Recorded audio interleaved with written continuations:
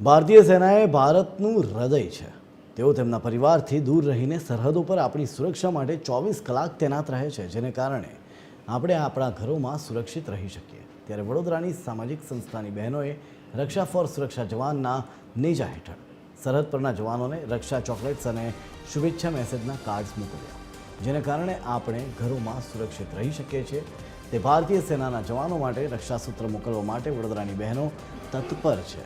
ત્યારે ઓપરેશન સિંદૂરની સફળતા બાદ રક્ષાબંધનના દિવસે સરહદ પરના જવાનો જે તેમના પરિવાર અને માતા અને બહેનથી દૂર છે, તેમના માટે વડોદરાની ખાનગી સંસ્થાની બહેનોએ તેમની કલાઈ પર તેમને સુરક્ષિત રાખવા માટે રક્ષાસૂત્ર મોકલ્યા છે।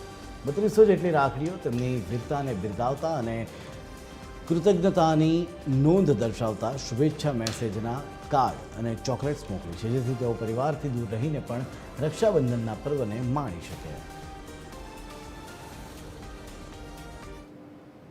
આજે ઓપરેશન છે અમારું, અમે એને નામ આપ્યું છે રક્ષા ફોર સુરક્ષા જવાન। તો જે અમારી સુરક્ષા કરી રહ્યા છે એ જવાનોને અમે એક રક્ષાસૂત્ર મોકલી શકીએ એ એના પોઈન્ટથી અમે આ વસ્તુ ચાલુ કરી હતી 4 વર્ષ પહેલાં, પણ that has turned up to like 3200 plus already રાખડી આવી ગઈ છે અને હજુ વી આર એક્સપેક્ટિંગ કે ઘણા બધા છે જે હજુ રાખડીઓ મોકલવા તૈયાર બેઠા છે।